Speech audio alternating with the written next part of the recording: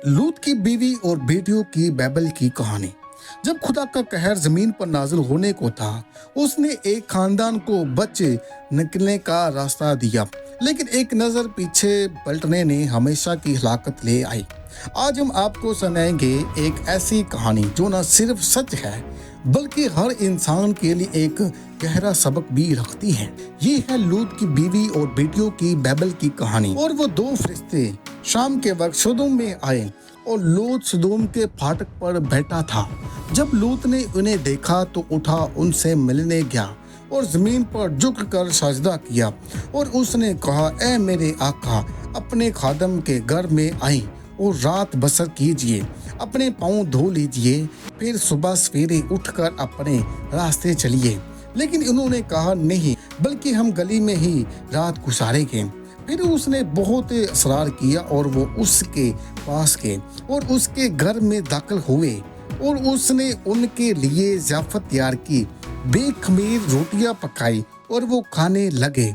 सदूम के लोगों का गुनाह और फरिश्तों की मदाखलत। फिर वो लोग सदूम के मर्द छोटे से लेकर बड़े तक सब लोग हर तरफ से आकर लूत के घर के घेर लिया और उन्होंने लूत से कहा, वो मर्द कहाँ हैं जो आज रात तेरे पास आए हैं? इन्हें हमारे पास बाहर ला ताकि हम उनसे मुबाशरत करें।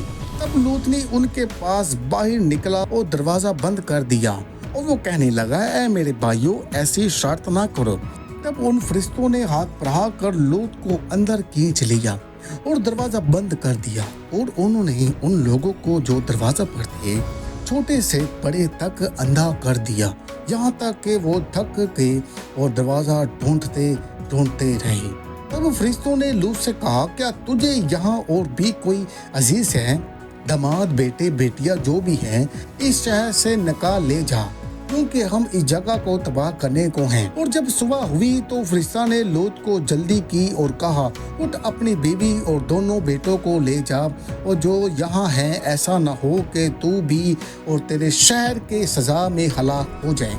लेकिन लूत देर करने लगा। तब उन मर्दों ने उसके हाथ को, उसकी बीवी के हाथ को और उसकी दोनों बेटियों के हाथों को पकड़ा, क्योंकि खुदावंद का रहम उस पर था, और उससे बाहर निकाल कर शहर के बाहर छोड़ दिया।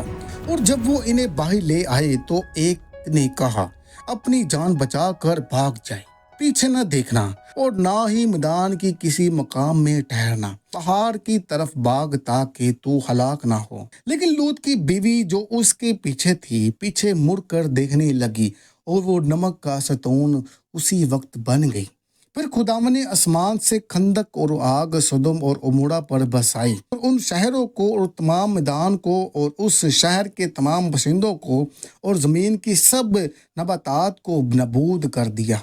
और लूत ने सफर से निकलकर पहाड़ पर सुकूनत इख्तियार की और उसके साथ उसकी दो बेटियां भी थी, क्योंकि वो सोगर में रहने से डरता था। बस वो और उसकी दोनों बेटियां एक घर में रहने लगी। तब बड़ी बेटी ने छोटी से कहा, हमारा बाप बूढ़ा हो चुका है और जमीन में कहीं ऐसा मर्द नहीं जो हमारे पास आए, जैसा कि दुनिया की रस्म है। आओ हम अपने बाप को में पिलाए और उसके साथ मुबाशरत करें ताकि हम अपने बाप से नस्ल चलाएं। और इन्होंने अपने बाप को और उस रात में पिलाई। वो बड़ी आई और उसके साथ सोई और लूत को खबर ना हुई कि वो कब लेटी या कब उठी। फिर दूसरे दिन छोटी ने भी यही किया। सो दोनों लूत की बेटियां अपने बाप से हामला हुई। बड़ी बेटी के नाम मुआब रखा, जो आज तक मुआबियों का बाप कहलाता है, और छोटी की बेटी का नाम अमी रखा, जो आज तक अमोन का बाप कहलाता है। ये कहानी हमें दिखाती है कि खुदा की अदालत कितनी सख्त हो सकती है और उसकी रहनुमाई से अनहाफ कैसी तबाही ला सकती है।